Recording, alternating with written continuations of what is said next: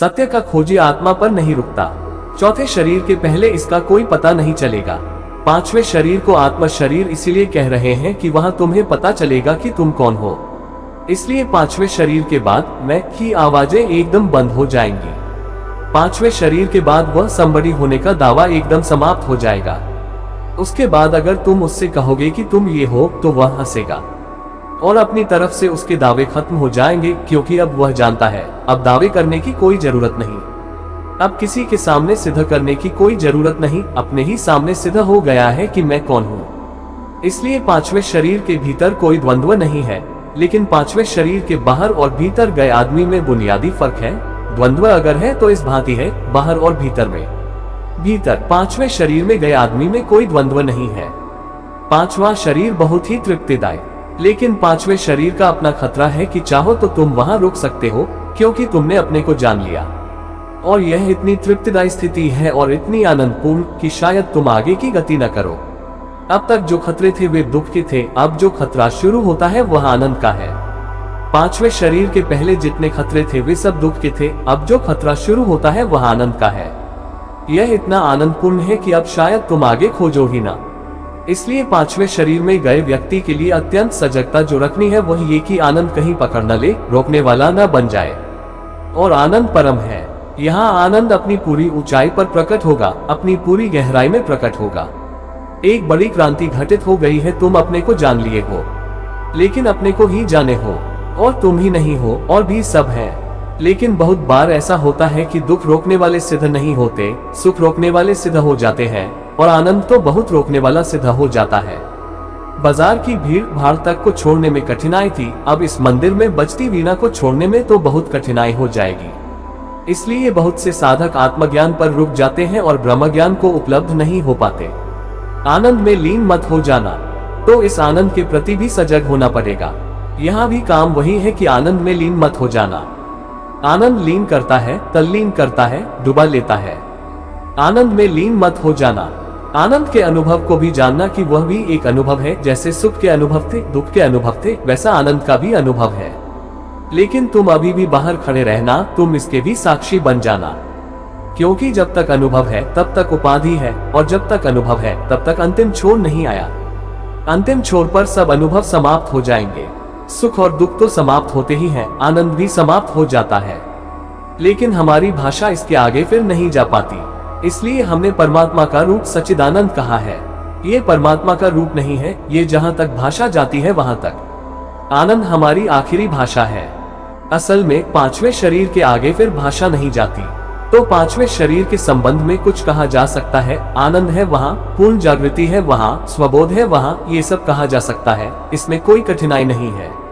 आत्मवाद के बाद रहस्यवाद। इसलिए जो आत्मवाद पर रुक जाते हैं उनकी बातों में मिस्टिसिज्म नहीं होगा।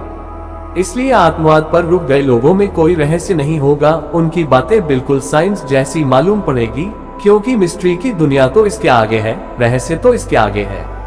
यहाँ तक तो चीजें साफ हो सकती हैं। और मेरी समझ है कि जो लोग आत्मवाद पर रुक जाते हैं, आज नहीं कल उनके धर्म को विज्ञान आत्मसात कर लेगा, क्योंकि आत्मा तक विज्ञान भी पहुंच सकेगा।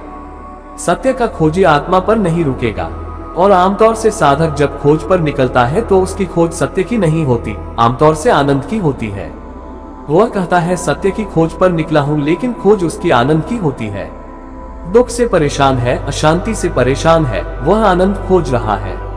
इसलिए जो आनंद खोजने निकला है वह तो निश्चित ही इस पांचवें शरीर पर रुक जाएगा।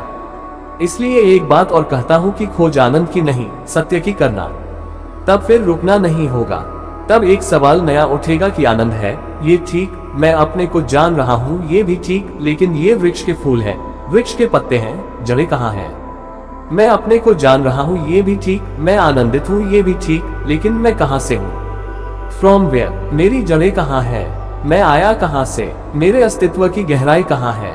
कहाँ से मैं आ रहा हूँ? ये जो मेरी लहर है ये किस सागर से उठी है? सत्य की अगर जिज्ञासा है तो पांचवें शरीर से आगे जा सकोगे। इसलिए बहुत प्राथमिक रूप से ही, प्रारंभ से ही जिज्ञासा सत्य की चाहिए, आनंद की नहीं। नहीं तो पांचवें तक तो बड़ी अच्छी यात्रा होगी, पांचवें पर एकदम रुक जाएगी बात। सत्य की अगर खोज है तो यहाँ रुकने का सवाल नहीं है। तो पांचवें शरीर में जो सबसे बड़ी बाधा है वह उसका अपूर्व आनंद है। और हम एक ऐसी दुनिया से आते हैं जहां दुख और पीड़ा और चिंता और तनाव के सिवाय कुछ भी नहीं जाना। और जब इस आनंद के मंदिर में प्रविष्ट होते हैं तो मन होता है कि अब बिल्कुल डूब जाओ, अब खो ही जाओ, इस आनंद में नाचो और खो जाओ। खो जाने की यह जगह नहीं है, खो जाने की जगह भी आएगी, लेकिन तब खोना न पड़ेगा, खो ही जाओगे। वह बहुत और है खोना और खो ही जाना, यानी वह जगह आएगी जहां बचाना भी चाहोगे तो नहीं बच सकोगे। देखोगे खोते हुए अपने को, कोई उपाय न रह जाएगा।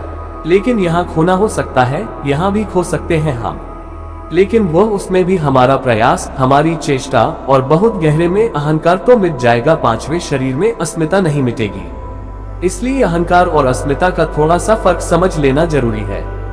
आत्मा शरीर में अहंकार नहीं, अस्मिता रह जाएगी।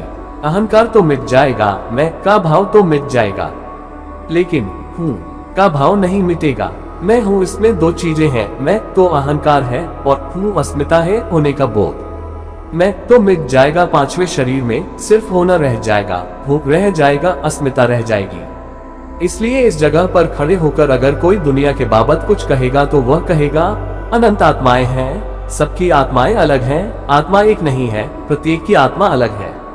इस जगह से आत्मवादी अनेक आत्माओं को अनुभव करेगा, क्योंकि अपने को वह अस्मिता में देख रहा है, अभी भी अलग है।